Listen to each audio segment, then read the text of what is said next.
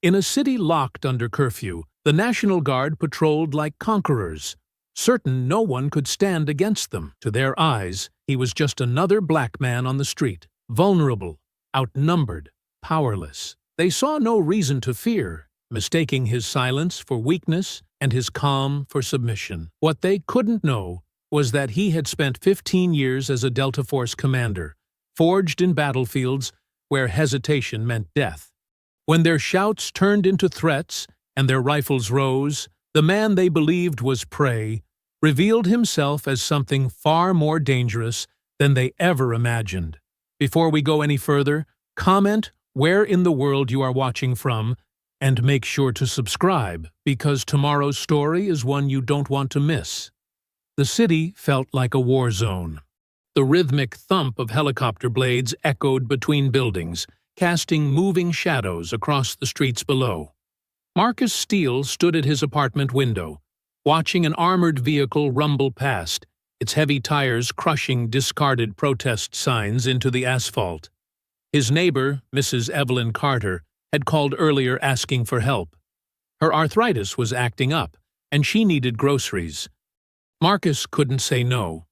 She'd been looking out for him since he moved into the building 6 months ago, always sharing her wisdom and homemade cornbread. "Just be careful out there," she'd warned. "These soldiers, they don't care about who you are or what you've done for this country."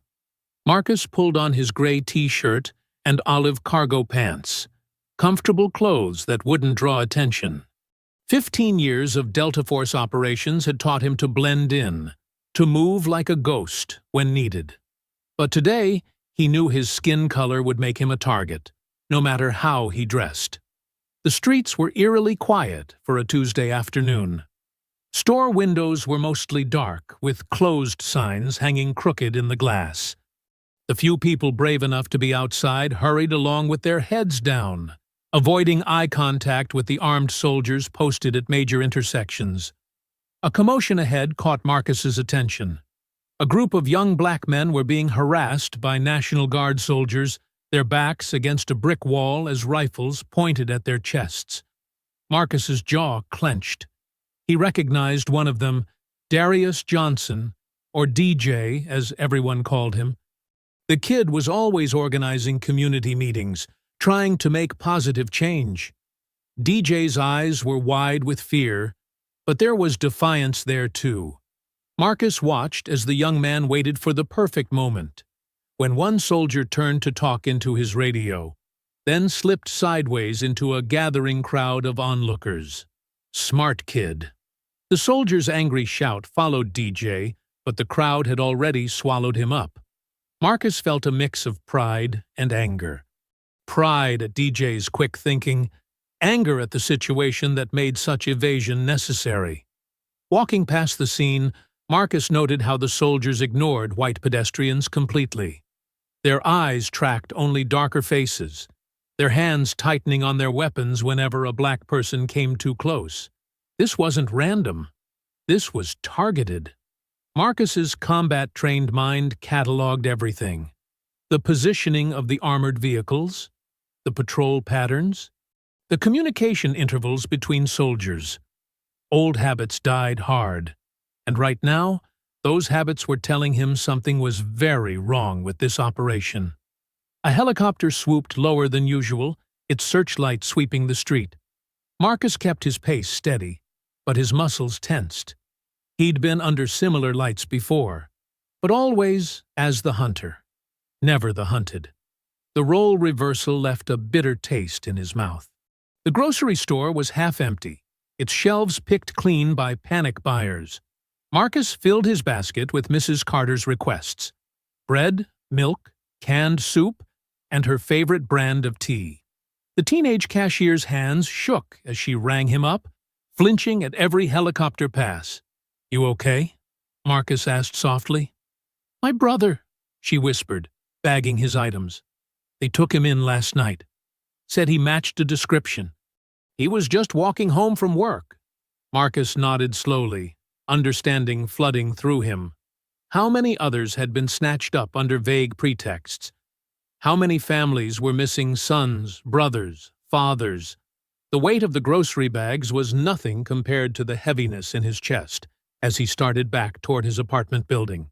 Every step brought new signs of the crackdown's impact. Scared faces peeking through windows, abandoned cars with doors still open, discarded belongings from people who'd run when the soldiers appeared. As he turned a corner, movement caught his peripheral vision. Two National Guard soldiers stepped out from behind an armored vehicle, their rifles already raised. The first one, young and wiry with Miller on his nameplate, had his finger too close to the trigger. The second, O'Connor, was broader, with cold eyes and a jaw clenched too tight. "Stop right there!" Miller barked, his voice cracking slightly. "Hands where we can see them!"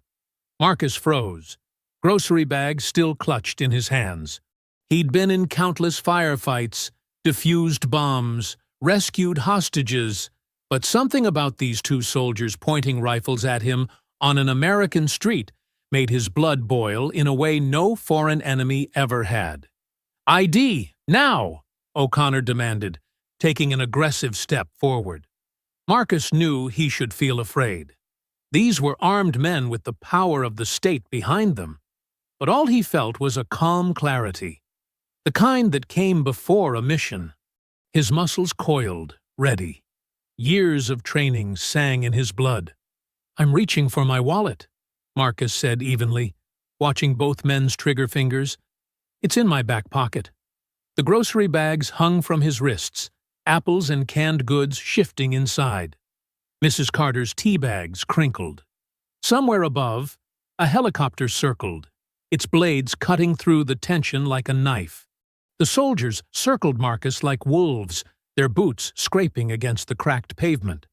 O'Connor's face twisted with disgust as he gestured at Marcus with his rifle. "On the ground! Now!" Miller's command echoed off the brick buildings. Marcus slowly set down the grocery bags, the plastic crinkling in the tense silence.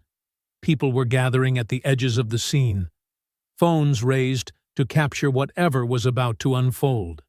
The afternoon sun cast harsh shadows across the soldiers' faces, highlighting their sneers. "I said on the ground!" Miller repeated, jabbing his rifle forward. Marcus kept his movements deliberate and calm. "I'm a veteran," he said clearly, wanting witnesses to hear. "I have identification." "Shut up!" O'Connor cut him off. "Face down, hands behind your head." Marcus complied, the rough asphalt pressing against his cheek. The position was humiliating. Exactly what they wanted. He could feel the heat of the pavement through his clothes, smell the oil stains and cigarette butts ground into the street. His military training screamed at him to react, but he forced himself to stay still. "Look at this one," Miller taunted, circling closer. "Thinks he's special, 'cause he says he's a veteran." O'Connor laughed, a harsh sound that carried to the growing crowd. "Probably just another gangbanger trying to play soldier." Phones kept recording as O'Connor moved to cuff Marcus. His knee dug painfully into Marcus's back, grinding him against the asphalt. The cuffs were too tight, metal biting into Marcus's wrists. "Not so tough now, are you?" O'Connor sneered, yanking Marcus's arms roughly. Marcus remained silent, even as his shoulders strained. He'd been trained to withstand far worse. But then O'Connor did something that crossed the line. He raised his rifle and brought the butt down hard across Marcus's back. The crack of metal against flesh seemed to echo through the street. Someone in the crowd screamed. Pain exploded across Marcus's spine, and with it, something inside him snapped. 15 years of Delta Force training took over. In one fluid motion, Marcus rolled, his legs sweeping O'Connor's feet from under him. The soldier crashed down, his rifle clattering away. Before Miller could react, Marcus was up, moving like liquid lightning. His cuffed hands caught O'Connor's arm, twisting it at an impossible angle. The crack of breaking bone was followed by O'Connor's howl of pain. Marcus used the momentum to swing the larger man into Miller, sending them both stumbling. The crowd gasped collectively. Phones wavered but kept recording as Marcus moved with terrifying precision. His cuffed hands should have been a disadvantage, but he turned them into a weapon, the metal chain becoming an extension of his reach. Miller recovered first, swinging his rifle like a club. Marcus ducked under it easily. Years of close-quarters combat making the soldier's movements seem almost comically slow. His elbow found Miller's solar plexus, driving the air from his lungs. O'Connor charged again, face red with rage and humiliation. Marcus shifted his weight, redirecting the soldier's momentum. O'Connor's own force sent him crashing into a parked car, denting the door. "Stand down!" Miller wheezed, trying to bring his rifle to bear. Marcus moved faster than anyone watching thought possible. His foot connected with Miller's knee, not hard enough to cripple, but enough to fold the joint. As Miller stumbled, Marcus's shoulder drove into his chest, slamming him against the brick wall. The rifle clattered to the ground. Marcus kicked it away, sending it spinning across the asphalt. O'Connor was struggling to his feet, his right arm hanging useless. "You're dead," he snarled, reaching for his sidearm with his left hand. Marcus closed the distance in 2 steps. His hands, still cuffed, caught O'Connor's gun hand. A quick twist, and the pistol joined the rifles on the ground. Another precision strike to a pressure point, and O'Connor collapsed, conscious but unable to move. The entire fight had lasted less than 30 seconds.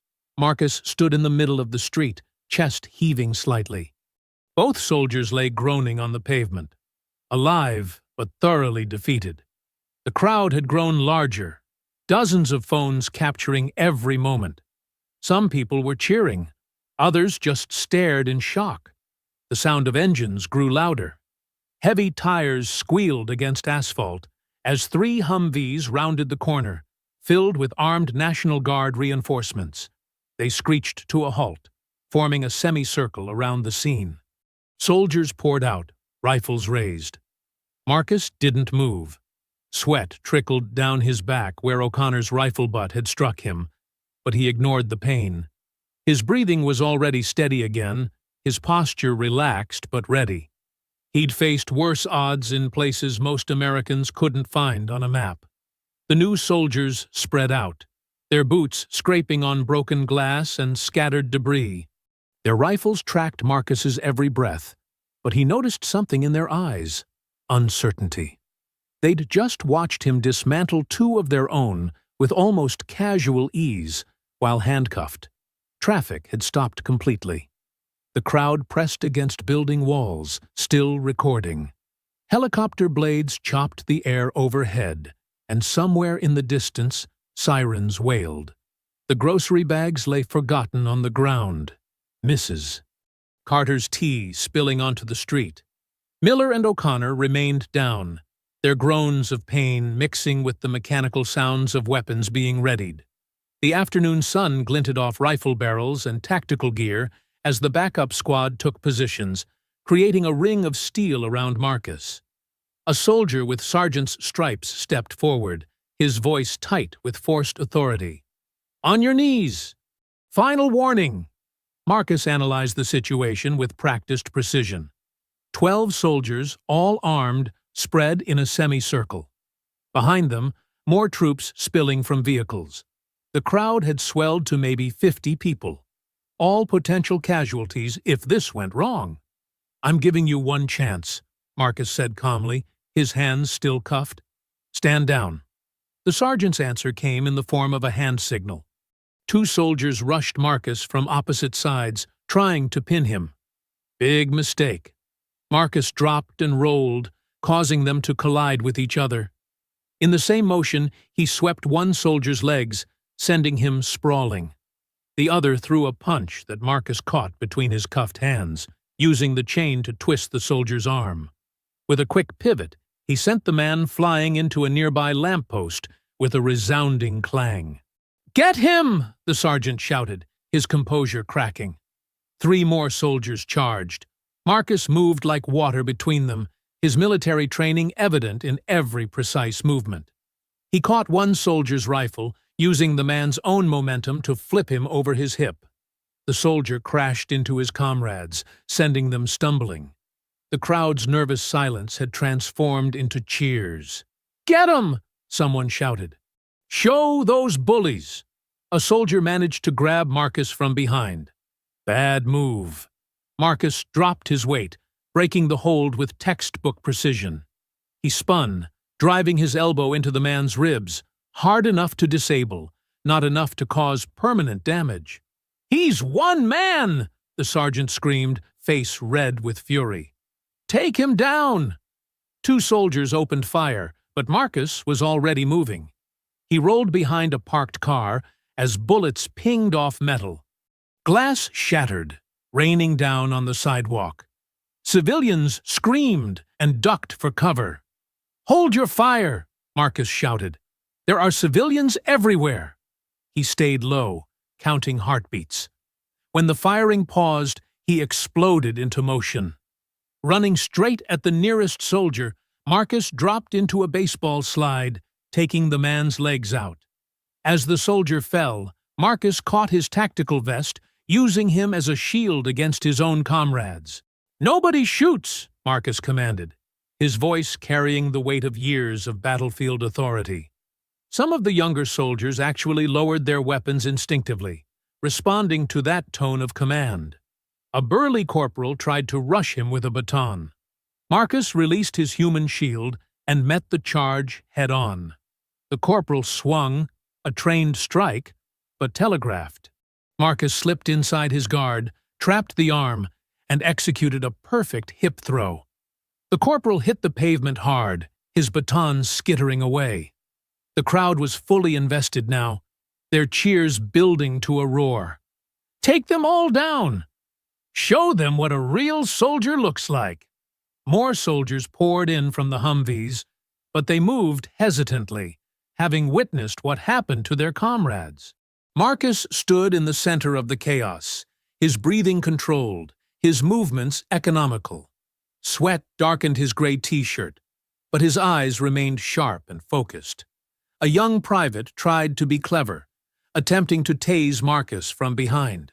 Marcus heard the crackle of electricity and reacted instantly. He spun, catching the taser wires with his cuffed hands. The rubber soles of his boots insulated him as he yanked, pulling the private off balance. A quick knee strike put the soldier down, groaning but conscious. "This is pointless," Marcus announced, his voice carrying. "You're not trained for this. Stand down before someone gets hurt worse." The sergeant, face purple with rage, drew his sidearm. "Last chance! On the ground!" Marcus moved like a ghost. One moment he was 10 feet away. The next he was inside the sergeant's guard. His cuffed hands caught the gun, pushing it up and away. His foot swept the sergeant's legs, and suddenly the man was airborne, landing hard on his back. The pistol clattered away across the asphalt. The remaining soldiers formed a ragged circle, weapons raised but clearly uncertain. They just watched one man, in handcuffs, dismantle more than a dozen of their comrades without killing or permanently injuring any of them. "Enough," Marcus said firmly. He reached slowly into his back pocket, making sure everyone could see his movements. The soldiers tensed, but no one fired. Marcus pulled out a worn leather wallet. It fell open, revealing a military ID card that gleamed in the afternoon sun. "Commander Marcus Steele, Delta Force, retired. Check my credentials." A ripple went through the crowd. Someone whistled. "Delta Force? Holy shit! No wonder he moved like that." The nearest soldier, a young specialist, stepped forward cautiously to examine the ID. His eyes widened. "Sir, this is legitimate. Full credentials, top-level clearance." The other soldiers lowered their weapons, looking uncertainly at each other. The specialist straightened, almost coming to attention out of habit. "Sir, I apologize for—" A burst of static cut through the air as every soldier's radio crackled to life. The voice that came through was hard and cold, dripping with authority, and barely contained rage. "This is Colonel Harlow," it announced. "Detain that man immediately. I repeat, Commander Steele is to be detained. Do not let him walk away. Use whatever force necessary." The soldiers hesitated, caught between respect for Marcus's credentials and their direct orders. The crowd went silent, phones still recording, as the tension ratcheted up another notch. Marcus raised his hands slowly, deliberately. The crowd held its breath, phones still recording. His military ID card lay on the ground, catching sunlight. A small piece of plastic that should have meant something, should have mattered. "You heard the colonel's orders," the specialist said, his voice wavering. "Please don't resist, Commander." 20 years, Marcus said quietly. "I bled for this country, lost friends for it. And this is what it comes to?" Two soldiers approached with zip ties, their movements hesitant. Marcus didn't fight them. He let them secure his hands behind his back, tighter than necessary. The plastic bit into his wrists. From the edge of the crowd, an elderly voice cut through the tension. "You ought to be ashamed of yourselves." Mrs. Evelyn Carter pushed her way forward, her weathered face tight with anger. "This man is a hero. He served while you were still in diapers." "Ma'am, step back," a soldier warned, raising his rifle. "Don't you dare point that thing at me." Evelyn's voice carried the steel of someone who'd faced down worse threats. "I marched with Dr. King. I've seen this before. Good men treated like criminals because of the color of their skin." More voices joined her. "Let him go. He's a veteran. This isn't right." A black SUV with tinted windows screeched to a halt. Colonel Richard Harlow stepped out, his presence immediately dominating the scene. Tall, gray-haired, with cold eyes and pressed uniform, he radiated authority and contempt in equal measure. "Commander Steele," Harlow said, his voice dripping with false courtesy. "Quite a show you've put on. Assaulting National Guard personnel, inciting civil unrest." "You know that's not what happened," Marcus replied evenly. "Your men assaulted me. I defended myself." Harlow's smile didn't reach his eyes. "That's not what the official report will say." He turned to his men. "Get him in the transport. Now." Private Miller and Specialist O'Connor had recovered enough to stand, though both moved gingerly. Miller's nose was swollen, blood staining his uniform. O'Connor cradled his arm, face twisted with pain and humiliation. "Not so tough now, are you?" Miller spat as Marcus was marched past. Marcus just looked at him, saying nothing. His silence seemed to infuriate Miller more than any words could have. They shoved him roughly toward an armored truck. The crowd's protests grew louder. Someone threw a water bottle that bounced off a soldier's helmet. "Back up," Harlow commanded. "This is a military operation. Interference will result in immediate arrest." "Military operation?" Evelyn's voice cut through again. "This is persecution. You're dishonoring everything that uniform stands for." Marcus caught her eye as they pushed him into the truck. She stood straight-backed, defiant, tears streaming down her face. Around her, phones recorded everything, live streaming the injustice to the world. The truck's interior was dark and cold. Marcus sat on the hard metal bench, surrounded by armed guards who pointedly avoided eye contact. Through the small window, he could see news vans arriving, their satellite dishes extending skyward. A small TV screen mounted in the truck's cabin flickered to life. Breaking news graphics flashed across it. Marcus watched in disgust as politicians and pundits began spinning their narrative. "A disturbing incident of domestic terrorism," one senator declared. "This man used military training against our peacekeepers. He represents a serious threat. Sources say he may have ties to extremist groups," a news anchor added. "His attack on National Guard personnel raises serious questions about—" Marcus clenched his fist so hard The zip ties cut deeper. 20 years of service, countless classified missions, friends who died believing in something bigger than themselves. All of it meant nothing the moment he became inconvenient to power. "So this is what my service means to them," he whispered to himself, voice barely audible over the truck's engine.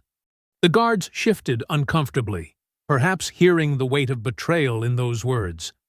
Outside, sirens wailed as more military vehicles converged on the scene. The truck lurched forward, carrying Marcus away from the community he'd tried to protect. Through the window, he caught a final glimpse of the street. Mrs. Carter stood her ground, still shouting at the soldiers. Other residents had joined her, forming a line of protest. Phones recorded everything, their lenses like tiny eyes of judgment, broadcasting this moment of injustice to the world. The armored truck turned a corner, and the scene disappeared. In the darkness, Marcus sat perfectly still, his posture military straight, despite his restraints. His face revealed nothing, but his mind was already working, analyzing angles, assessing weaknesses. They thought they were transporting a broken man, a soldier betrayed by his country. They were wrong. They were transporting a Delta Force commander who'd spent his career accomplishing the impossible. And they had just given him something he hadn't had in years. A mission. The truck rumbled through the streets, its occupants unaware that their prisoner's apparent defeat was merely the calm before a storm. Marcus had learned long ago that true strength wasn't in winning the first fight. It was in getting back up after being knocked down. And he wasn't done getting up. The detention facility's interrogation room was deliberately uncomfortable. Cold metal chair, harsh fluorescent lights, and a steel table bolted to the floor. Marcus sat with perfect posture, his training evident even in captivity. His wrists bore red marks from the zip ties, but his face remained impassive. 2 guard officers loomed over him. Captain James Walsh, 45, stood with his arms crossed, while Lieutenant Sarah Peters, 38, paced the room. Behind the one-way glass, Colonel Harlow watched, his presence felt even when unseen. "Let's try this again," Walsh said, leaning forward. "Who are your contacts in the Black insurgency movement?" Marcus met his gaze steadily. "There is no insurgency. You're creating enemies where none exist." Peters slammed her hands on the table. "We have intelligence reports."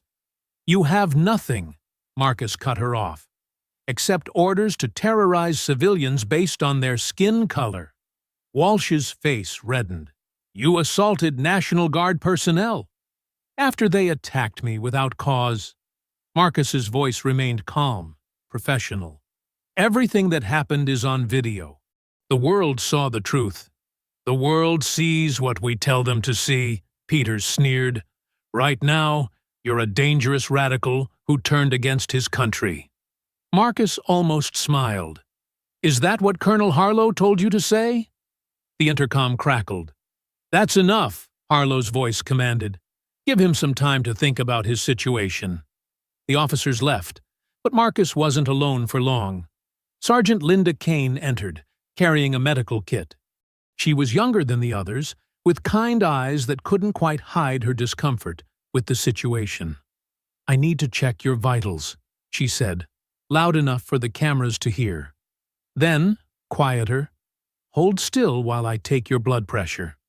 As she wrapped the cuff around his arm, Kane's fingers brushed his wrist, slipping a small piece of paper into his hand. Marcus kept his expression neutral, palm closing around the message. "Blood pressure's a bit high," she announced for the record, "but that's to be expected under the circumstances." She cleaned the marks on his wrists with careful, gentle movements.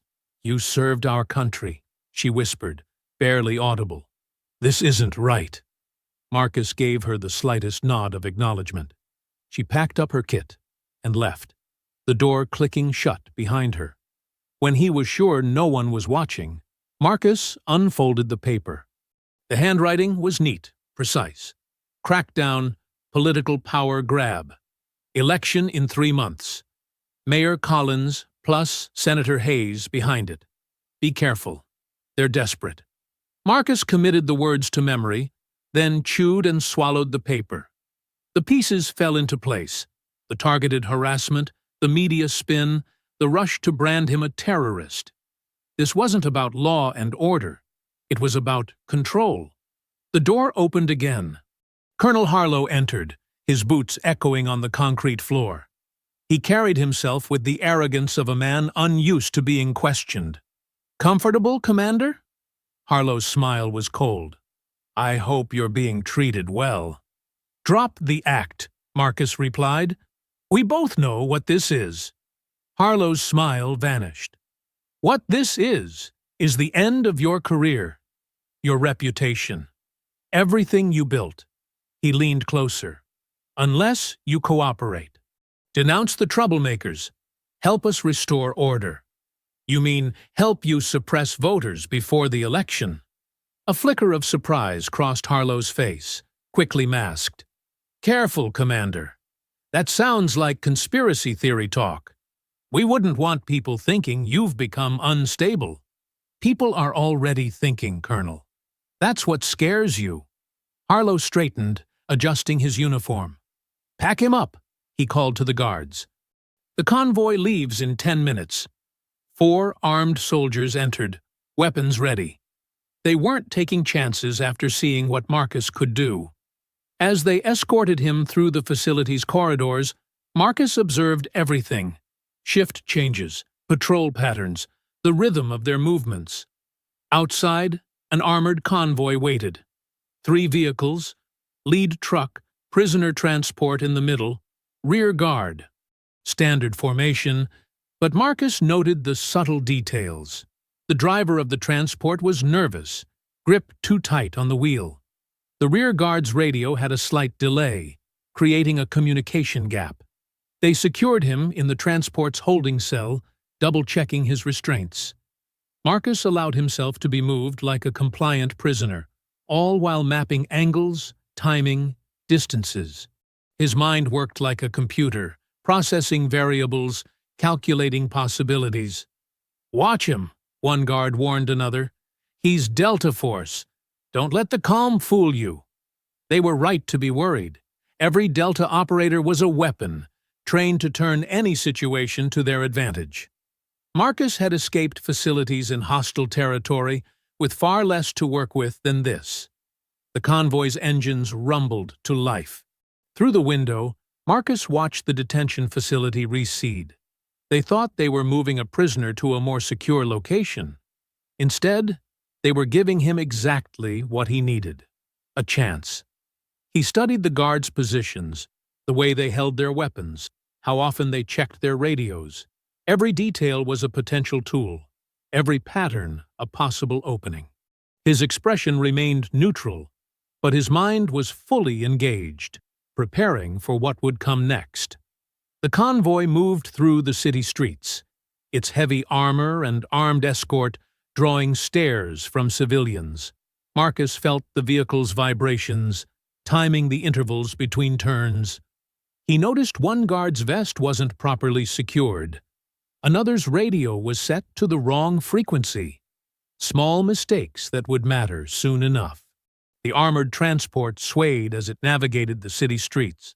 Marcus sat quietly, chains rattling softly with each bump and turn.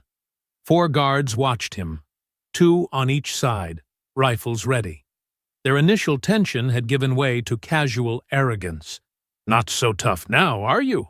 Private Wilson sneered, nudging Marcus with his boot.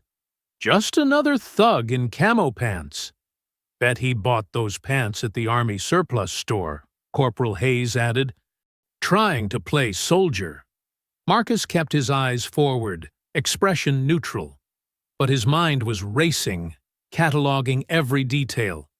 The way Wilson's rifle strap was too loose, how Hayes kept checking his phone despite regulations, the growing congestion on the roads as they approached downtown. "Hey, you hear me, tough guy?"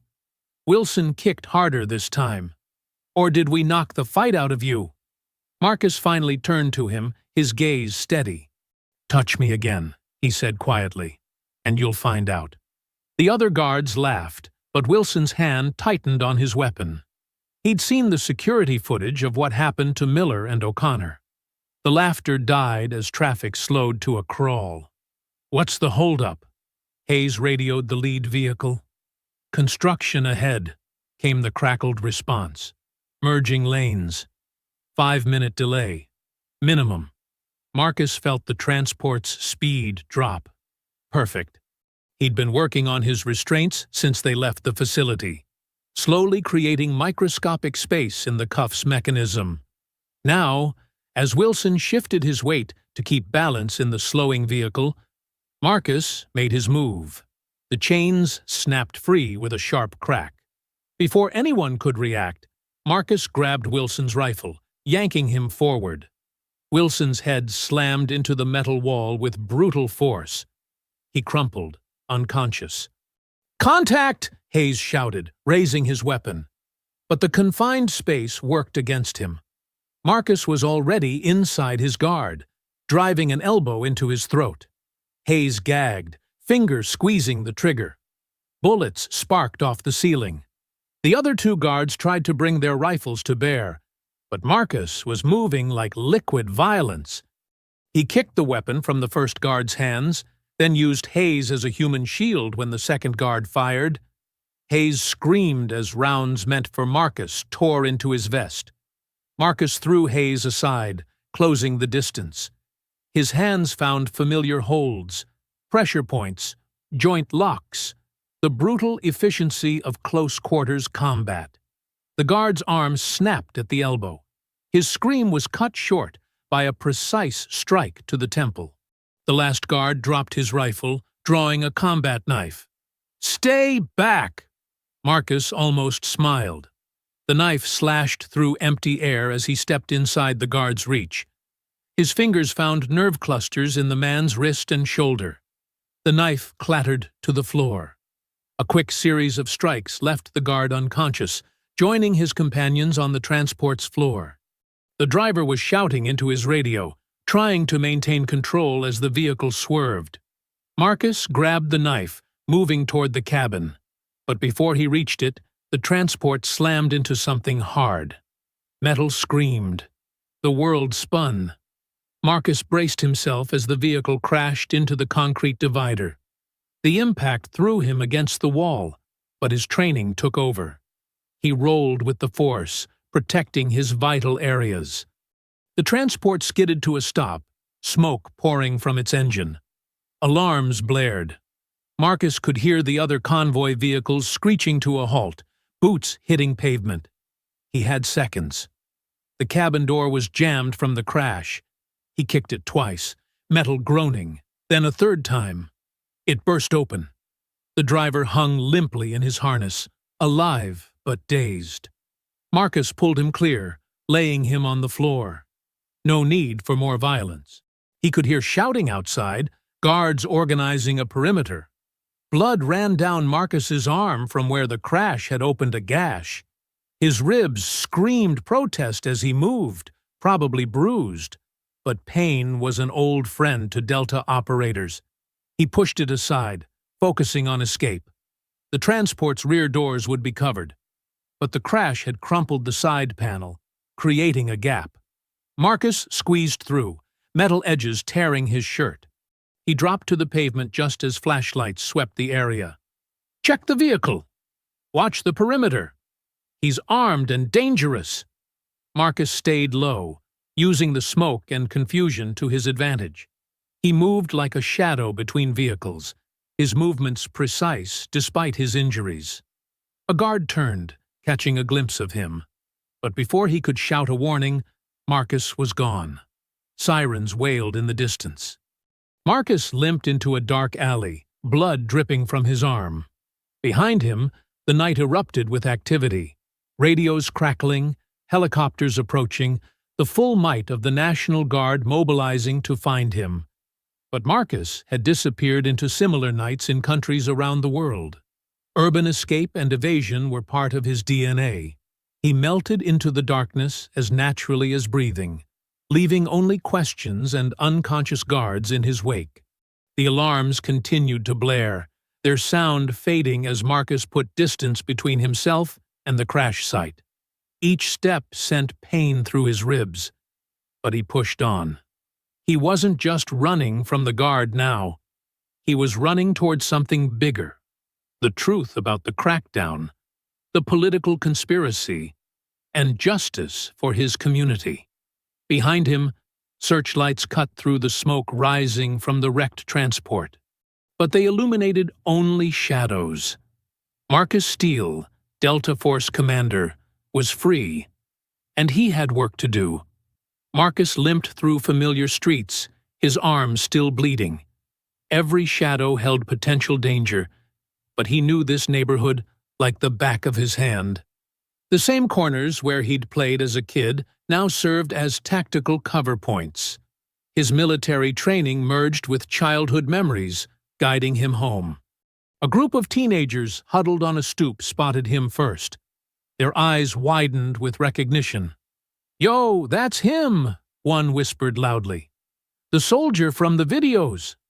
The one who took down those guards." Marcus pressed a finger to his lips, and they immediately quieted. But their excitement spread like wildfire through the neighborhood's informal communication network. Windows lit up. Curtains twitched. Doors opened just enough for people to peek out.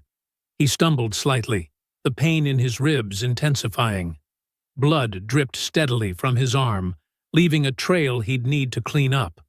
The world started to spin slightly, blood loss and exhaustion taking their toll. "Marcus! Over here!" A familiar voice cut through his haze.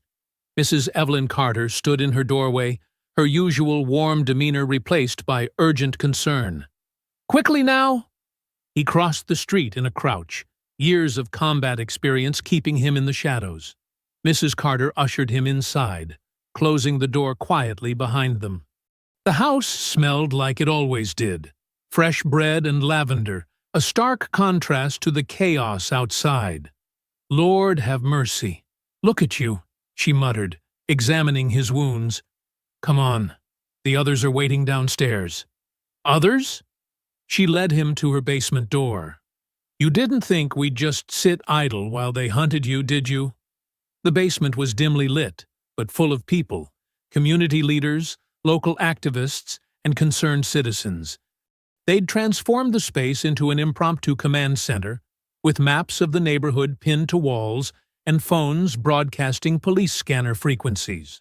Darius D.J. Johnson jumped up from his laptop as Marcus entered. The young activist's eyes shone with admiration and barely contained energy. "Holy shit! It's really you! Man, those moves you pulled on the guards? Pure fire!" "Language," Mrs. Carter scolded, but there was no heat in it. She was already gathering first aid supplies. Reverend Williams, from the Baptist church 3 blocks over, helped Marcus to a chair. "We've been monitoring the guards' movements.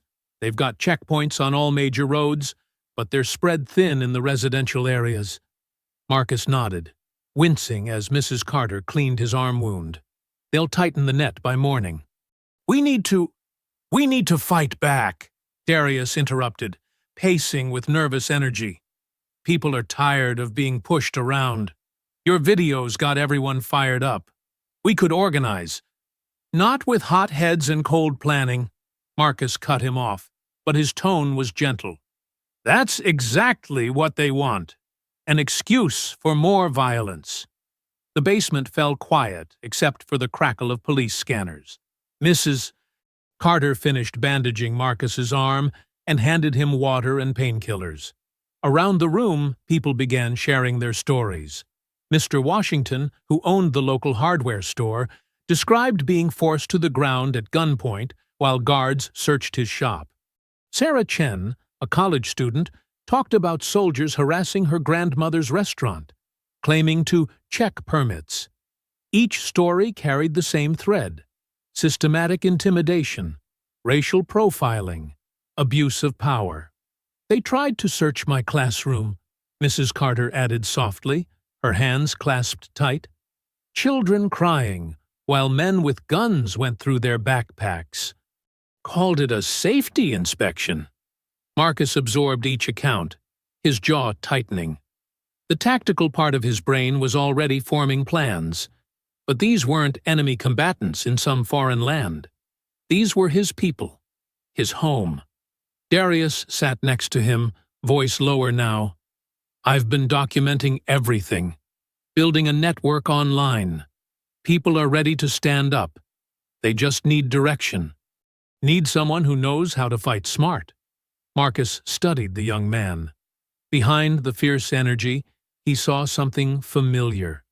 The same fire he'd had at that age, the same need to right wrongs.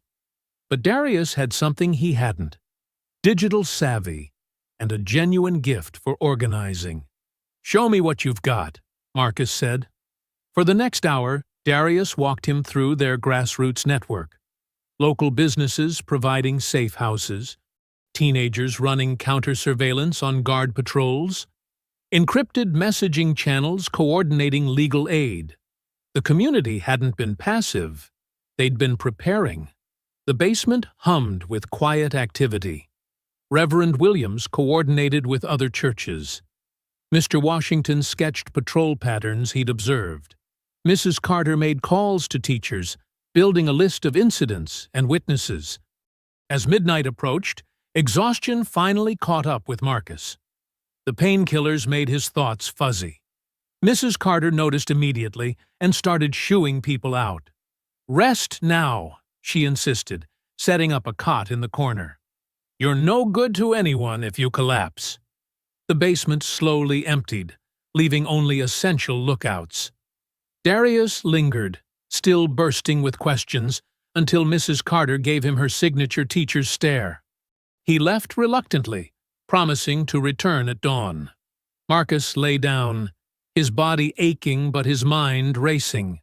Above, he could hear helicopters circling, their searchlights sweeping the streets. The basement's quiet activity continued. Whispered plans, tapped keyboards, scrolling phones. These weren't soldiers, but they were warriors in their own right, fighting with information and organization instead of weapons. He drifted toward uneasy sleep, lulled by the familiar sounds of his community preparing to resist. The last thing he heard was Mrs. Carter, humming softly. An old civil rights song she'd taught him years ago, its melody carrying the weight of history and hope. Marcus jerked awake at the sound of 3 soft taps on the basement window. A Delta Force recognition signal. His body tensed, ready for action despite the lingering pain. The lookouts had already moved into defensive positions, but Marcus waved them down. "I know that knock," he whispered. Through the narrow window, he caught a glimpse of a familiar face. Captain Miguel Torres, his old Delta Force teammate, crouched in the shadows. Marcus hadn't seen him in 2 years, not since their last mission in Eastern Europe. "Mrs." Carter watched from her chair, knitting needles paused mid-stitch, as Marcus quietly opened the window. Torres slipped in with the fluid grace of a trained operator, landing without a sound. The 2 men stood facing each other for a moment. Torres looked exactly as Marcus remembered.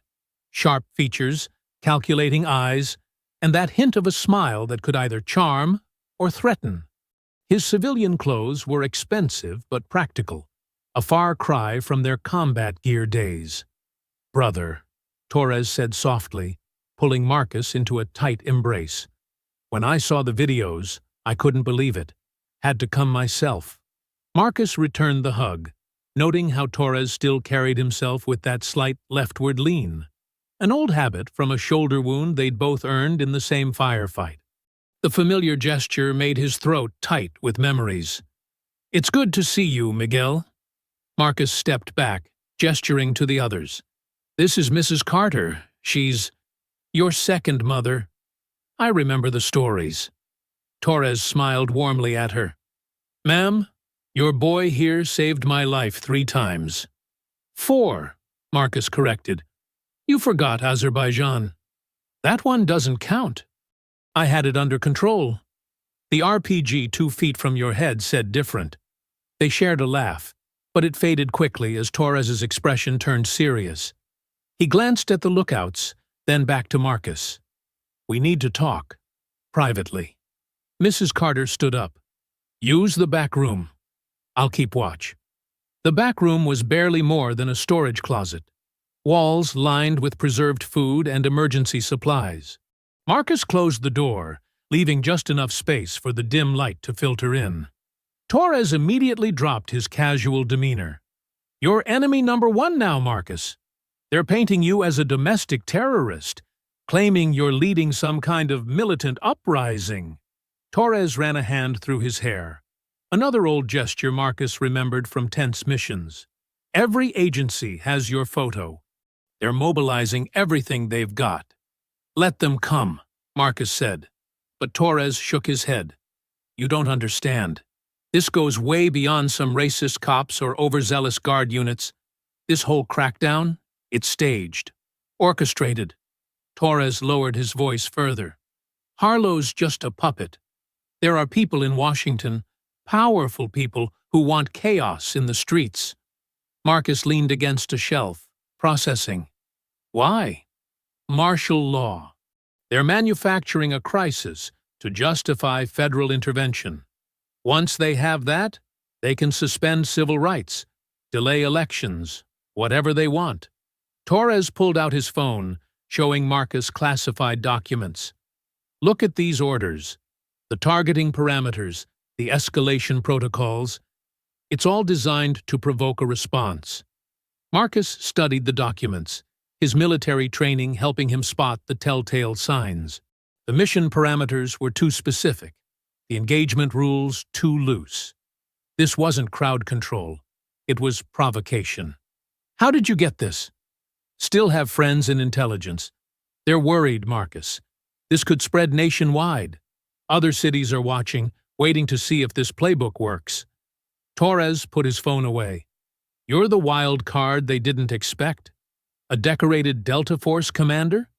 With combat experience and community support? You could expose the whole operation. Marcus thought of Darius and his network, of Mrs. Carter and her teachers, of all the people in the basement fighting back in their own ways. That's why they're so desperate to take me down. Exactly. Harlow's getting pressure from above. He has to either capture you or… Torres let the sentence hang. The implications were clear. Marcus had seen similar operations overseas. Create chaos, provoke resistance, then crush it with overwhelming force. But seeing it deployed against his own community made his blood boil. I won't let them succeed, Marcus said, his voice hard. I know. That's why I'm here. Torres gripped Marcus's shoulder. You taught me that sometimes the hardest fights are the ones closest to home. Let me help you take these bastards down. Marcus studied his old friend's face. Something flickered in Torres's eyes. An emotion Marcus couldn't quite read. Maybe it was just the poor lighting, or the stress of the situation.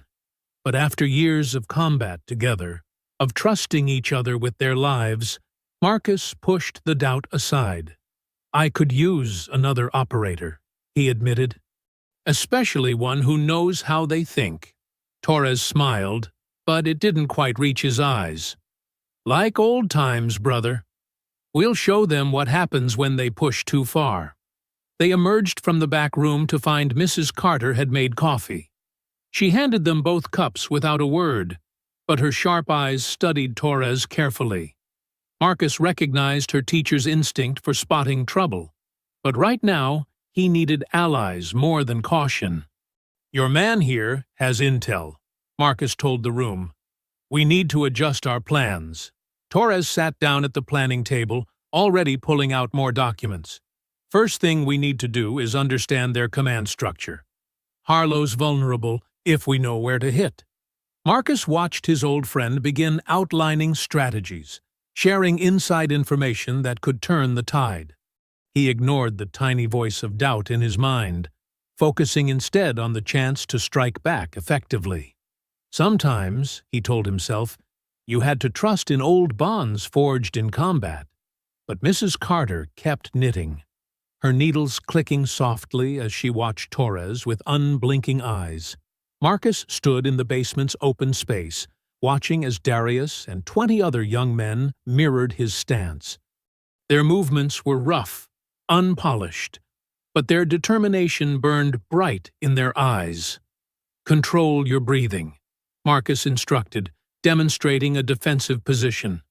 "Your body follows your breath. Panic breathing leads to panic thinking."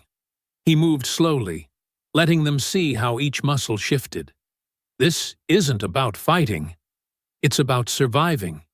About keeping your head when they try to make you lose it. Darius copied the stance perfectly, his athletic frame adapting quickly to the training. The others followed, some wobbling, others stronger. Marcus walked among them, adjusting postures with gentle but firm hands. "Remember," he continued, "they want you to react with anger, to give them an excuse. Your discipline is your shield." In the corner, Mrs. Carter sat in her usual chair, her presence lending gravity to the training. She watched with teacher's eyes, noting how Marcus balanced military precision with community understanding. "That's right," she added, her voice carrying decades of wisdom. "Same as in my classroom. They push you to break, but you rise above it. Show them your dignity." Marcus nodded, grateful for her words. She knew how to bridge the gap between his tactical knowledge and their daily struggles. Together, they were forging something new, resistance wrapped in righteousness. "Again," Marcus commanded, "from the beginning." They moved through the sequences: how to stand when confronted, how to protect vital areas, how to disengage safely. Marcus had stripped down his Delta Force training to its essentials, adapting military techniques for civilian defense. Darius caught on fastest, his youthful energy tempered by Marcus's guidance. "Like this?" he asked, demonstrating a deflection move. "Good," Marcus approved. "But slower. Smooth is fast. Fast is smooth." Outside, someone's phone captured the training through the window. Marcus let it happen. This wasn't about secrecy anymore. Let them see. Let them know that resistance had structure, had discipline. After the physical training, Mrs. Carter took center stage.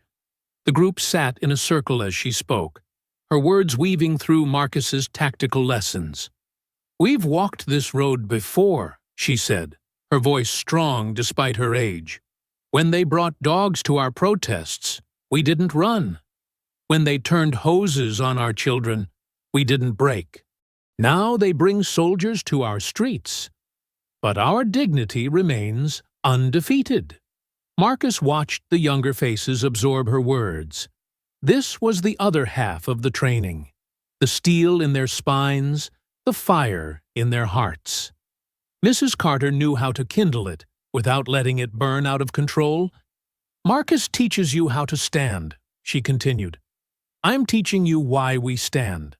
Together, we show them that their force cannot break our spirit." Someone was live-streaming her speech. The comments scrolled rapidly. Hearts, fists, words of support flooding in from across the city, across the country. Their message was spreading. Across town, in the National Guard Command Center, Sergeant Linda Kane sat alone in the break room, her phone hidden under the table. She watched the live stream, saw the dignity in the resistance, the control in their training.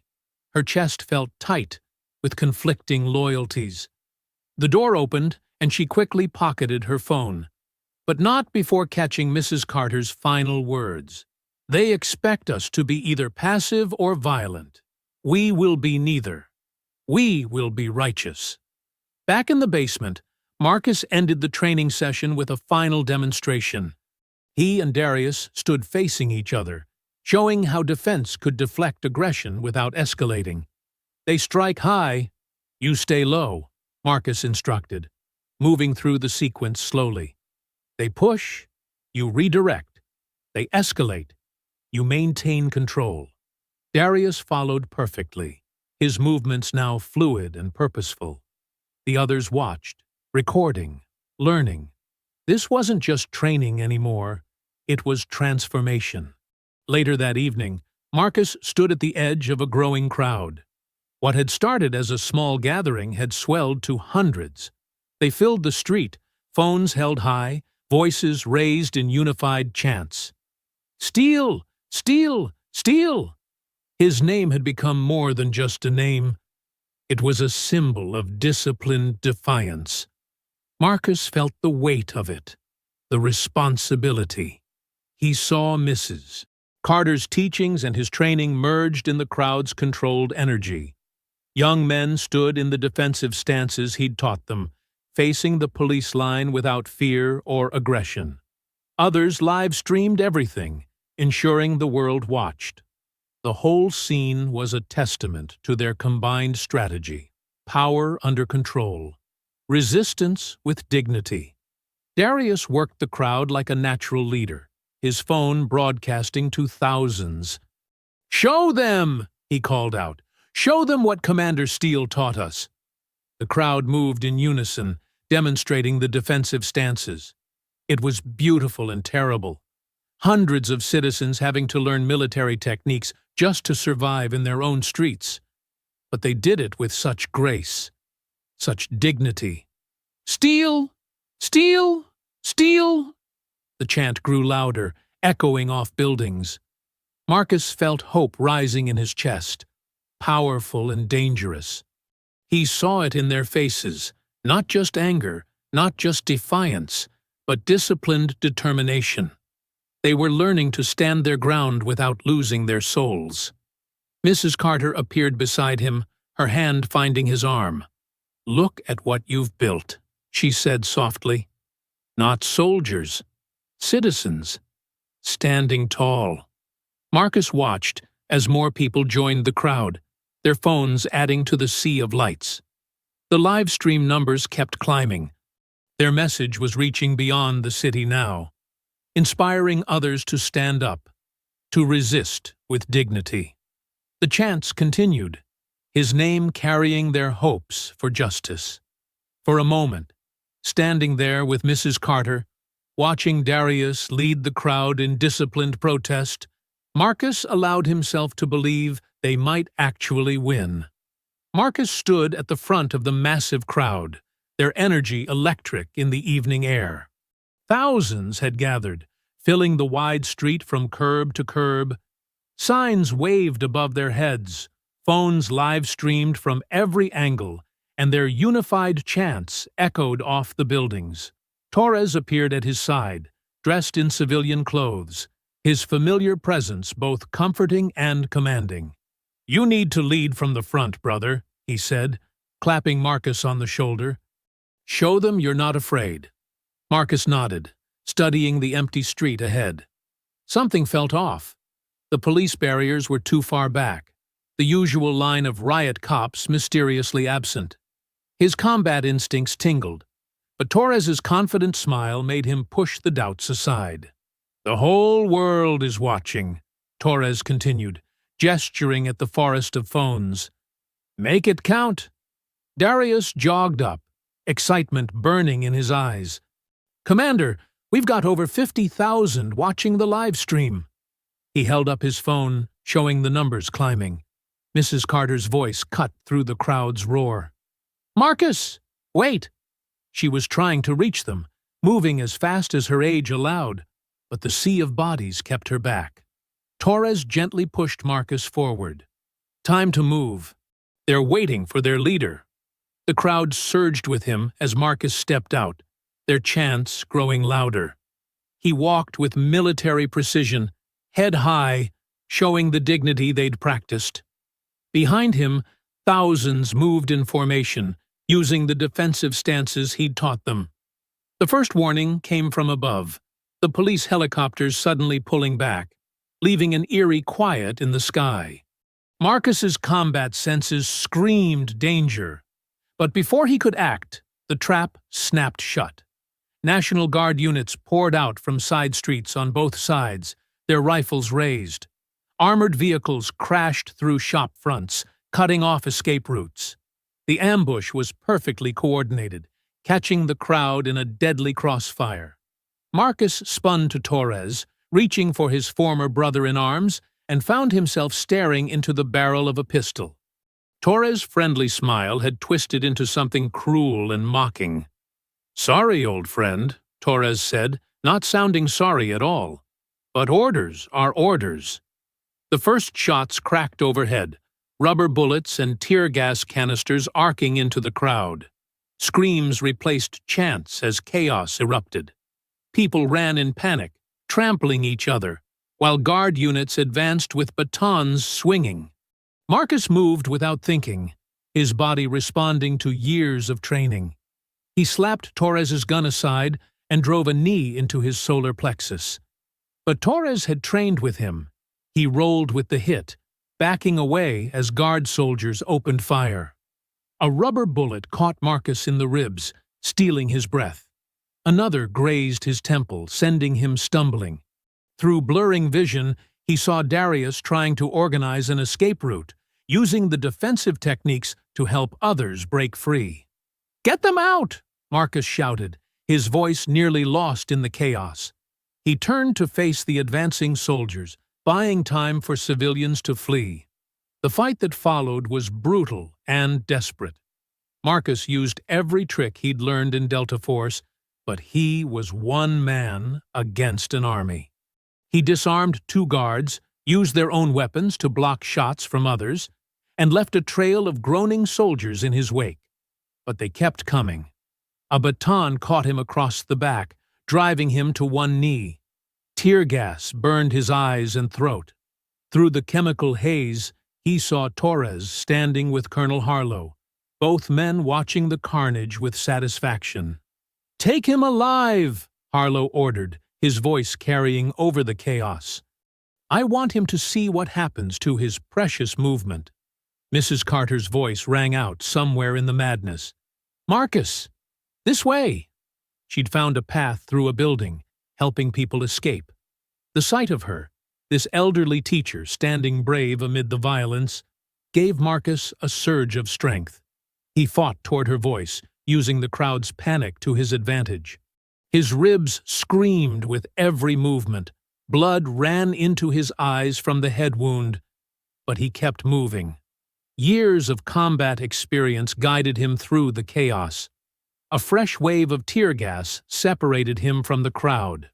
Through streaming eyes, Marcus saw guard units dragging people into trucks, including Darius, still fighting even as they beat him. The live-stream phones lay scattered and broken on the ground, their screens dark. Something hard struck Marcus from behind. A rifle butt or baton, he couldn't tell. He stumbled into an alley, every breath like fire in his chest. More shots followed, forcing him deeper into the maze of side streets. He found temporary shelter in a burned-out building, pressing himself against a wall as guard patrols rushed past. Blood soaked his shirt, his head throbbed, and each breath sent daggers through his ribs. But he was alive. Through a broken window, Marcus watched Torres and Harlow survey their victory. Torres was laughing, accepting congratulations from other officers. The sound carried clearly through the now quiet streets. "Textbook operation," Torres said, holstering his pistol. "They never saw it coming." "Good work, Captain," Harlow replied, his voice thick with satisfaction. This should break their spirit completely. Marcus slid down the wall, his legs finally giving out. The movement lay in ruins, supporters arrested, leaders captured, trust shattered. All because he'd been blind to Torres's betrayal, deaf to his own instincts that had warned him something was wrong. In the distance, sirens wailed and helicopters returned. The sounds of the crackdown filled the night as guard units went building to building, hunting for stragglers. Marcus pressed deeper into the shadows, his breath ragged, watching his former friend walk away with the enemy. Marcus huddled in the darkened building, each breath sending spikes of pain through his ribs. Blood had dried on his temple, making his skin feel tight and itchy. Through gaps in the burned walls, he watched National Guard patrols sweep the streets with flashlights and rifles. His hands shook as he examined the bruises spreading across his chest. Every mark felt like an accusation, proof of his failure. He'd led those people into a trap. Their trust in him had gotten them arrested, beaten, maybe worse. I should have known, he whispered to the darkness. Should have seen it coming. Torres's betrayal cut deeper than any physical wound. Years of fighting side by side in Delta Force, sharing foxholes and combat missions, all of it meant nothing. The memory of his old friend's mocking smile made Marcus's stomach turn. A helicopter passed low overhead, its searchlight beam cutting through broken windows. Marcus pressed himself flatter against the wall, wincing as his injuries protested. The light swept past, but he stayed frozen, wondering if surrender might be the only way to stop more people from getting hurt. I know that look, a familiar voice said softly. That's the look of a man about to do something foolish. Mrs. Carter emerged from the shadows like a ghost, moving carefully through the debris. Her usually neat clothes were dusty, and a small cut marked her cheek, but her eyes were sharp as ever. Mrs. Carter, Marcus tried to stand, but his legs wouldn't cooperate. You shouldn't be here. It's not safe. Nowhere's safe tonight. She knelt beside him, pulling medical supplies from her bag. But I'm exactly where I need to be. Her hands were gentle but firm as she cleaned the cut on his temple. Marcus noticed scratches on her knuckles, evidence that the retired teacher had fought back during the chaos. I'm sorry, he said, his voice rough. All those people trusted me, followed me, and I led them right into— Stop that right now. Mrs. Carter's tone was the same one she'd used on unruly students for 40 years.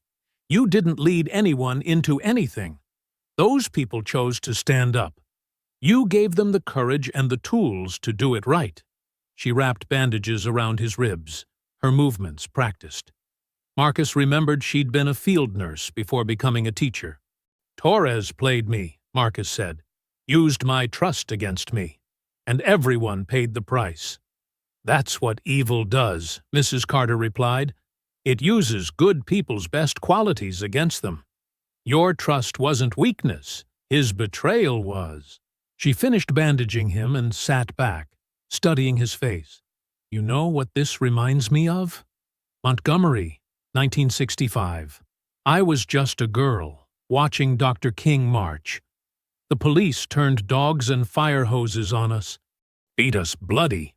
Many wanted to quit then, too. Marcus looked up, seeing the steel in her eyes. What happened? We came back stronger. Because that's what justice does. It rises. Evil can win a battle, but it never wins the war. She touched his shoulder gently. Heroes don't retire when their people still need saving. The words hit Marcus like a physical force. He remembered why he'd joined Delta Force, not for glory or adventure, but to protect people who couldn't protect themselves. That mission hadn't ended with his service. The people they arrested, he said slowly. They'll be held at the Guard's command center, the old courthouse building. Mrs. Carter smiled. Now, that sounds more like the Marcus Steele I know.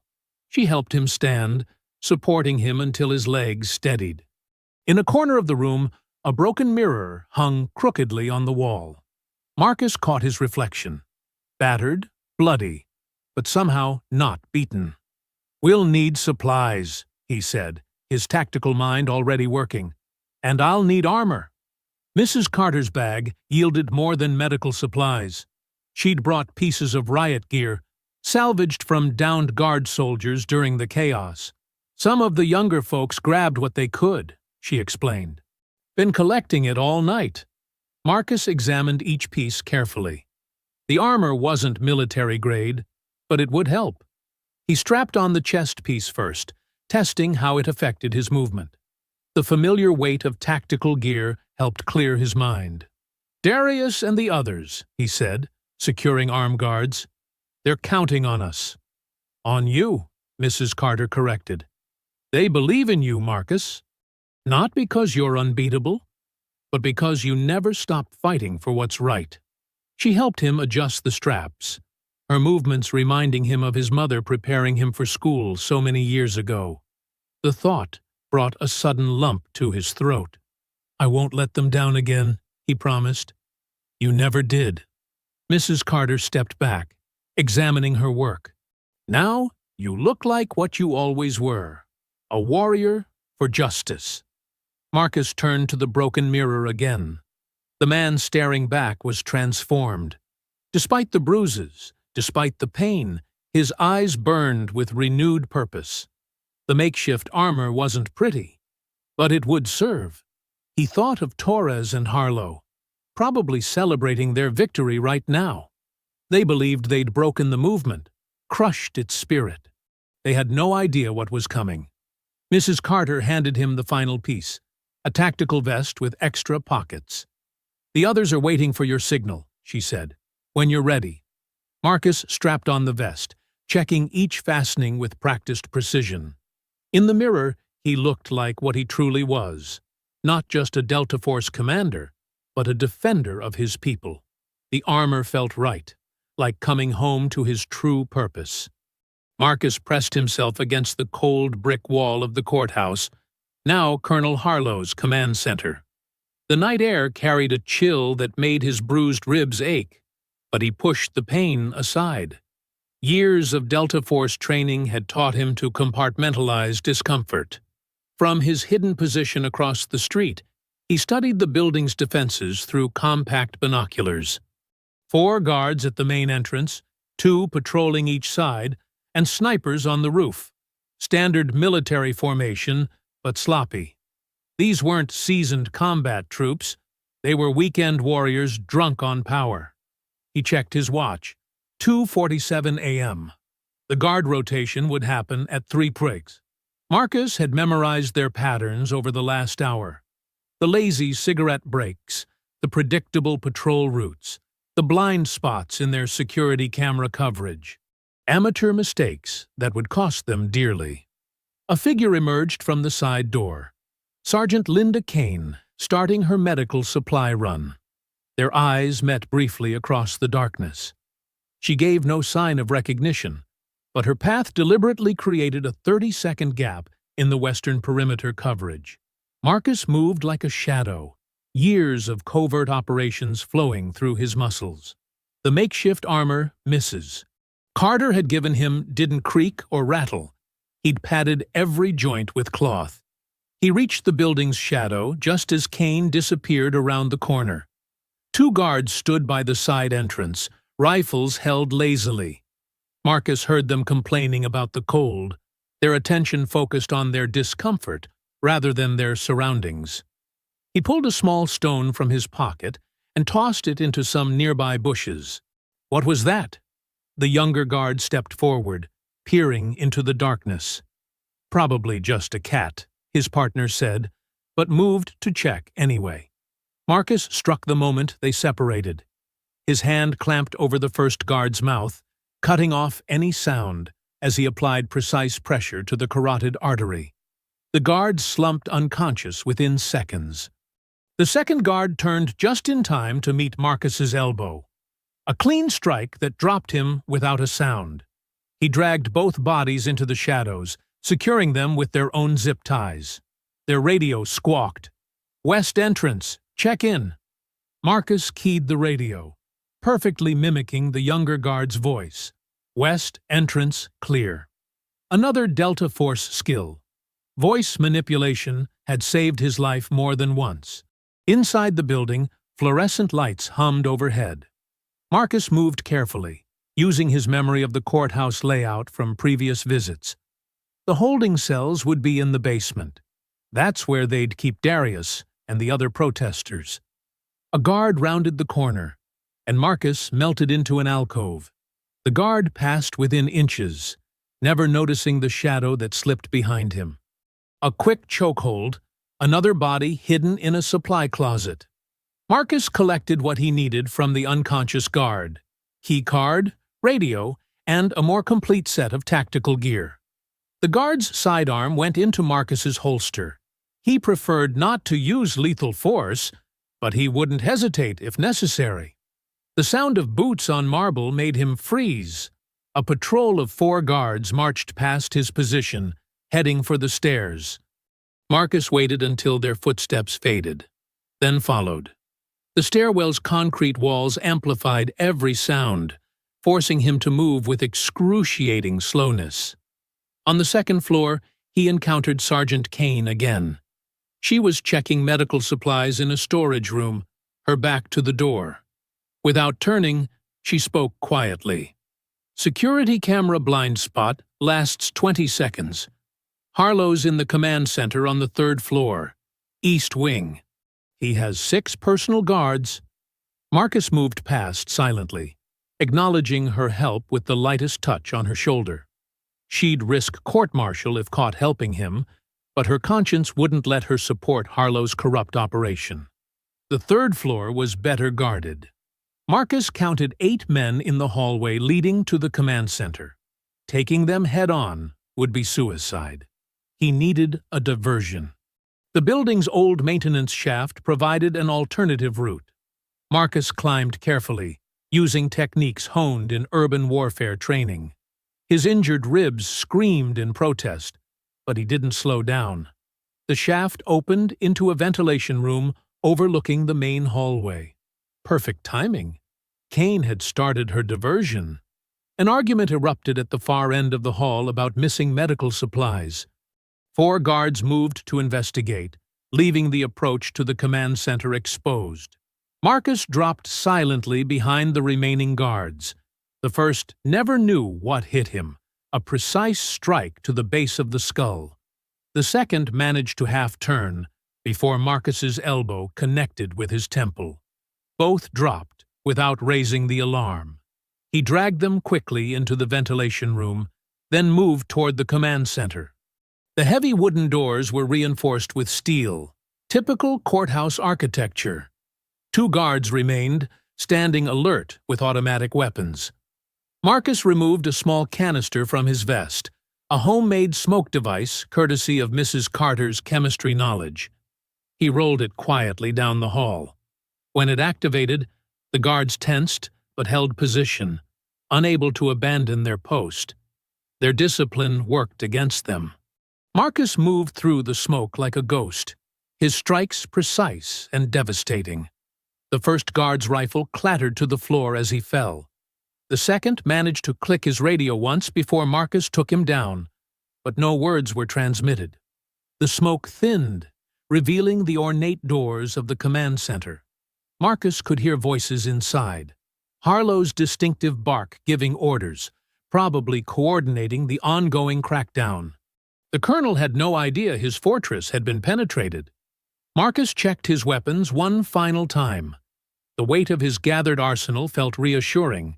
Zip ties, smoke canisters, the guard's sidearm, and most importantly, the small camera Mrs. Carter had given him. Everything he needed to expose Harlow's corruption and free his people. He crouched at the threshold, muscles coiled like springs. Through the door, he heard Harlow laughing about teaching those troublemakers a lesson. Marcus's jaw tightened. The time for stealth was over. Marcus surged forward, driving his shoulder into the heavy doors. They burst open with a thunderous crash, startling the soldiers inside. 2 guards reached for their weapons, but Marcus was already moving. He hurled a filing cabinet drawer like a discus, catching the first guard in the chest and sending him sprawling. The second guard managed to squeeze off a shot that whizzed past Marcus's ear. Marcus closed the distance in 3 rapid steps, deflecting the rifle barrel upward. The guard's next shot punctured the ceiling as Marcus executed a perfect hip throw, slamming him into a desk that splintered under the impact. "Intruder on 3rd floor!" someone shouted into a radio. Boots thundered in the hallway as reinforcements rushed toward the command center. Marcus grabbed a fallen guard's rifle and spun to face the doorway. The first soldier through caught a rifle butt to the face, teeth scattering across the floor. The second tried to bring his weapon to bear, but Marcus was already inside his guard. A savage elbow strike crushed the man's larynx. More soldiers poured in. Marcus moved like water between them, each motion flowing into the next. A knee strike shattered one guard's ribs. An armbar snapped another's elbow. He used their own momentum against them, turning their attacks into opportunities for devastating counters. A soldier managed to get Marcus in a chokehold. Marcus dropped his weight, breaking the hold, then reversed position. The soldier flew through the air, crashing into two of his companions. All three went down in a tangle of limbs and equipment. Someone had started live streaming the fight on their phone. Comments and likes flooded the feed as viewers watched Marcus systematically dismantle the National Guard's elite security force. Each brutal takedown drew cheers and supportive messages. "That's for Darius!" Marcus growled, driving his knee into a guard's solar plexus. The man doubled over, gasping. "This is for Mrs. Carter!" A perfect uppercut lifted another soldier off his feet. The fighting spilled into the hallway. Marcus used the narrow space to his advantage, preventing the soldiers from surrounding him.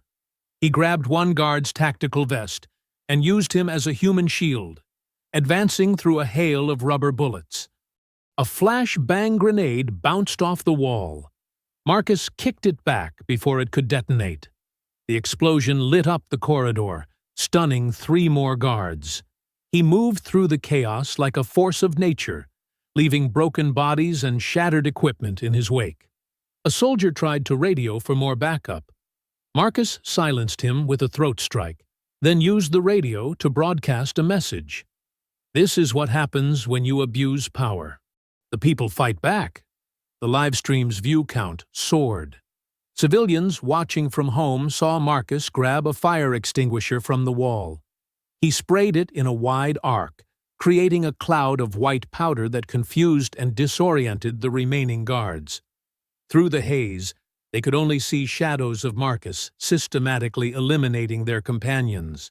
"He's unstoppable," someone commented, as Marcus used a guard's riot shield to ram 3 soldiers into a wall. The impact left a person-shaped dent in the drywall. Marcus spotted a familiar face among the guards. Private Miller, one of the men who'd first harassed him on the street. Miller raised his hands in surrender, but Marcus wasn't feeling merciful. A lightning-fast combination of strikes left Miller unconscious, his nose definitely broken. The hallway became an obstacle course of groaning bodies and discarded weapons.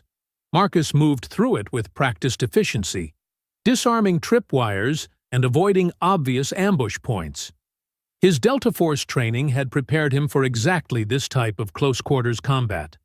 A squad tried to trap him at an intersection, attacking from multiple angles. Marcus dropped and rolled, coming up with 2 riot batons. The weapons became extensions of his arms as he parried attacks and delivered crushing blows. Bones snapped. Bodies fell. The squad's coordinated assault dissolved into panic. "This is better than any action movie," someone commented on the live stream. The video had gone viral, with thousands watching Marcus prove why Delta Force operators were considered the world's elite warriors. He used everything at his disposal: fire hoses to create slippery conditions, door frames as improvised weapons, even a mail cart as a battering ram. Each improvisation demonstrated years of combat experience and creative problem-solving under pressure. The last group of regular guards made their stand outside the main command center. They had overturned desks for cover and aimed a variety of weapons at the approaching Marcus. Their hands shook as they watched him stalk toward them, covered in powder from the fire extinguisher, looking like an avenging ghost. "Last chance to walk away," Marcus offered. They responded with a barrage of fire. Marcus dove and rolled, coming up inside their perimeter. His strikes were economical and devastating. An elbow that crushed a nose, a knee that shattered a kneecap, a palm strike that ruptured an eardrum. The guard's superior numbers meant nothing against his skill and experience. The final guard tried to run. Marcus caught him with a thrown stapler that knocked him cold. The hallway fell silent, except for the groans of the defeated soldiers and the steady drip of water from the broken fire hose. Marcus paused to catch his breath, his ribs aching from the exertion. The live stream showed his face, determined and focused. He checked his equipment one last time, making sure the camera was still recording. Through the command center's doors, he could hear Colonel Harlow barking orders. With calm precision, Marcus reloaded his captured weapons.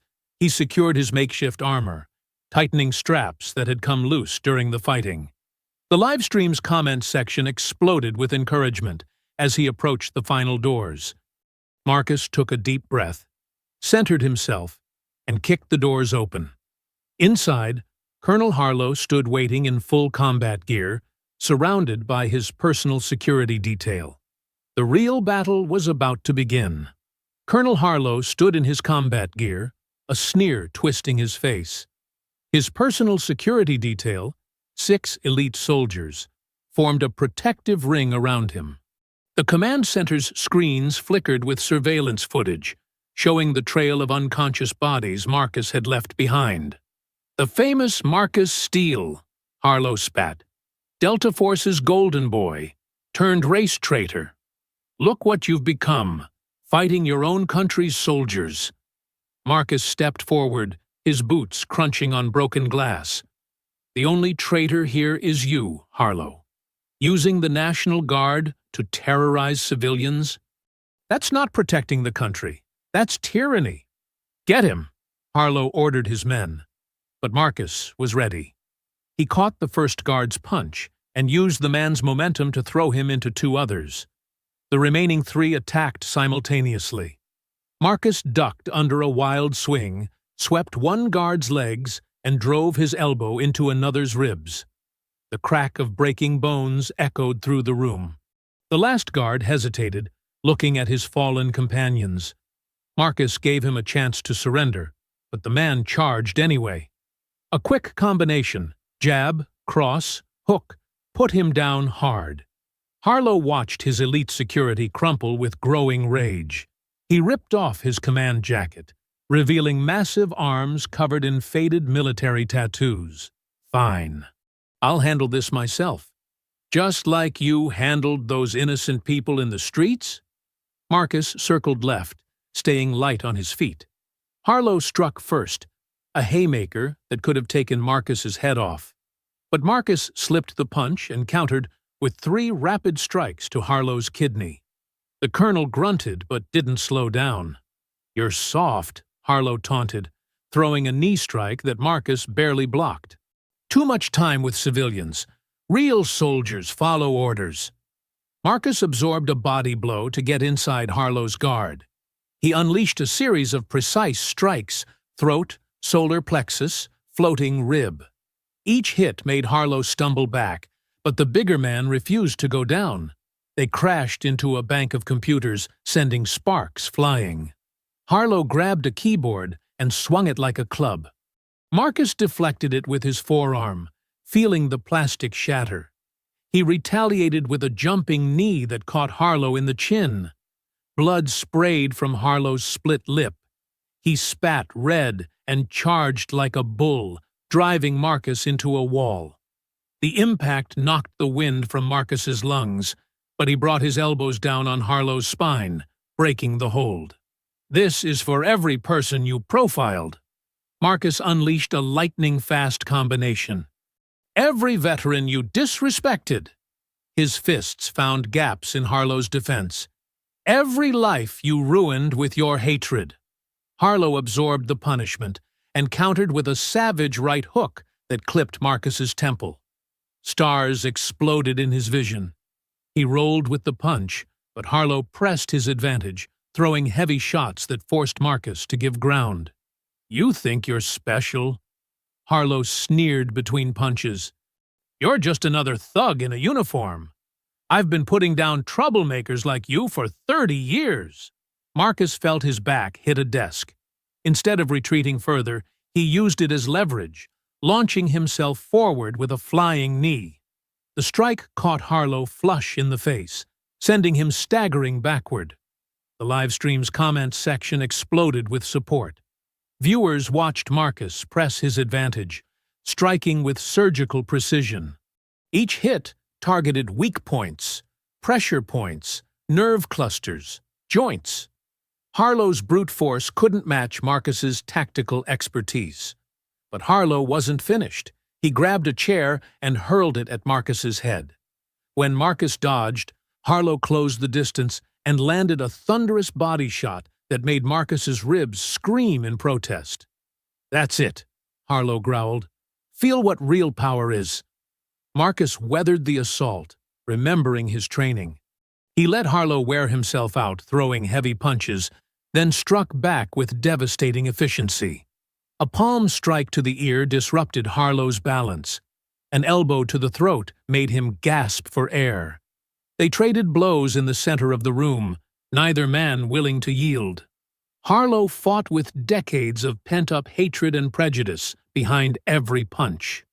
Marcus fought with the righteous fury of the oppressed, each strike carrying the weight of justice. Blood and sweat flew as they battled. Harlow's superior size and strength met Marcus's speed and technique. The fight became a brutal dance of violence, each man representing opposing forces: tyranny versus freedom, hatred versus justice. Finally, Marcus saw his opening. Harlow overextended on a wild haymaker, leaving himself exposed. Marcus stepped in close, trapped Harlow's arm, and executed a perfect hip throw. The colonel crashed to the ground with bone-jarring force. Before Harlow could recover, Marcus locked him in a submission hold. He grabbed Harlow's arm and hyperextended it, applying careful pressure to the elbow joint. The colonel thrashed, but Marcus had him perfectly controlled. "Now," Marcus said, increasing the pressure until Harlow howled, "you're going to tell the truth. The whole country is watching." He turned Harlow's head toward the live-stream camera. Thousands watched as Marcus forced the colonel to face his crimes. "Talk," Marcus commanded, applying more pressure to the joint. "Tell them why you really ordered this crackdown." "I'll die first," Harlow spat. Marcus twisted the arm further, making Harlow scream. "The truth, Colonel. Now." With cameras rolling and his arm nearly breaking, Harlow finally broke. "Fine," he screamed. "It was political. The whole thing. The crackdown, the profiling. All of it." "Details," Marcus demanded, maintaining pressure. Harlow's face contorted with pain and rage. "The election. We needed chaos in minority neighborhoods. Fear makes people accept control. The governor, he wanted an excuse for martial law. Keep certain people from voting. And the targeting of black veterans, specifically? Can't have respected community leaders interfering," Harlow gasped. "Military training makes them dangerous. Had to make examples. Show everyone that status wouldn't protect them." Marcus released the hold, but kept Harlow pinned. Within minutes, the confession went viral. Cell phones across the city lit up with notifications. News stations interrupted regular programming. Social media exploded with outrage. Outside, the sounds of celebration filled the streets. National Guard units, seeing their commander exposed, began standing down. Sergeant Kane led several squads in lowering their weapons, refusing to continue the oppression. Within hours, the governor's office released a panicked statement distancing themselves from Harlow. By nightfall, 3 senior officials had resigned. Federal investigators swarmed the command center, leading Harlow away in handcuffs as news helicopters circled overhead. Marcus emerged from the building to thunderous cheers. Thousands had gathered, holding phones that had live-streamed his victory.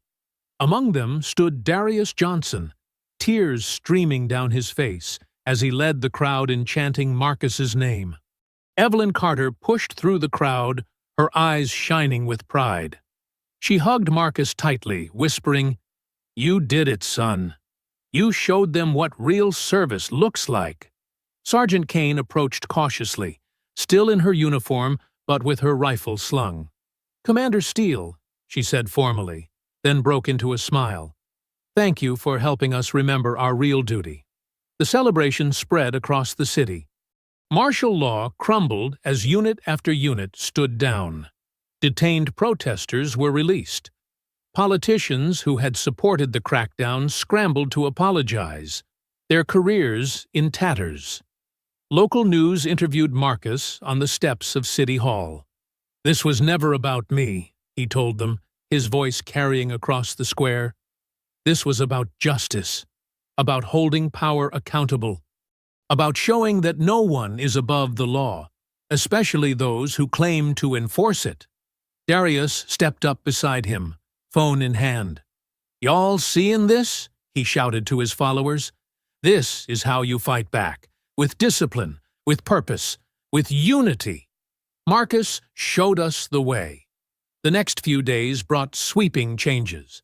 Federal civil rights investigators descended on the city. The governor resigned in disgrace. Harlow faced multiple charges, his reputation destroyed by his own recorded confession. A week later, Marcus sat in Evelyn's kitchen, helping her sort through donations for families hurt during the crackdown. The neighborhood had come together, stronger than ever. "You know what makes me proudest?" Evelyn said, packing canned goods into boxes. "Not just that you won, but how you won. You showed those young people like Darius that you can fight injustice without losing your humanity." Marcus nodded, thinking of the lives changed. Sergeant Kane had been promoted, now leading training reforms in the National Guard. Darius had started a community organization, channeling his passion into lasting change. The city was healing, rebuilding with new awareness and unity. 2 weeks after the fight, Marcus helped Evelyn carry groceries up her front steps. His ribs still ached from the battle, but the pain felt like a badge of honor now. Children played freely in the streets, no longer afraid of armored vehicles or hostile soldiers. "Look at them," Evelyn said, watching the kids. "They'll grow up knowing that someone stood up for them. That justice is possible if you're brave enough to demand it." Marcus smiled faintly, feeling true peace for the first time since the crackdown began. The constant tension in his shoulders had finally eased. His service hadn't been in vain. He'd protected his community when they needed him most. Neighbors waved as they passed, calling out greetings. The fear was gone from their eyes, replaced by quiet dignity. Marcus had shown them their own strength, their power when united against oppression. "What next?" Evelyn asked, as they unpacked the groceries. "You could run for office, you know. People would vote for you in a heartbeat." Marcus shook his head. "I'm done fighting for now. Time to help rebuild, to make sure this never happens again." Through her window, they could see the city skyline. No more helicopters circled overhead. No more sirens wailed. The streets belonged to the people again, and Marcus had helped make it possible. He carried the last bag inside, pausing to watch children shoot hoops at the corner court. Their laughter carried on the breeze, the sound of freedom, of justice restored, of a community reborn from the ashes of oppression. Evelyn squeezed his arm gently. "You did good, son. You did real good." Marcus nodded, feeling the truth of her words settle in his heart. The battle was over. Justice had prevailed. And in its wake, something beautiful had grown. A neighborhood united, a people empowered, and a peace hard-won but lasting. I hope you enjoyed that story. Please share it with your friends and subscribe so that you do not miss out on the next one. In the meantime, I have handpicked 2 stories for you that I think you will enjoy. Have a great day.